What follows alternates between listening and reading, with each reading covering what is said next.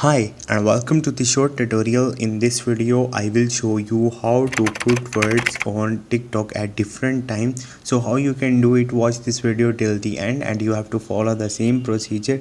And if this video really helps you out, do subscribe to my channel. So first of all, you have to open your TikTok mobile application and click on this plus icon. Once you will click on it, after that you have to record a video or you can simply upload from your gallery. Okay, once you will do it, after that you have to click on this tick button.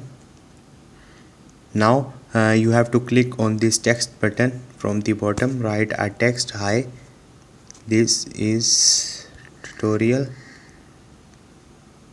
Once you will do it, now you have to click on the done. Now you have to tap on it.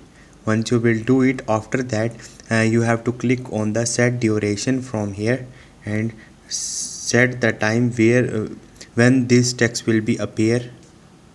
Setting, as you can see, I adjust this text with a time frame. So this is the way to put word on TikTok at different time. Hope this video will helpful for you. If you have any question, you can ask me in the comment section and don't forget to subscribe my channel. Thank you.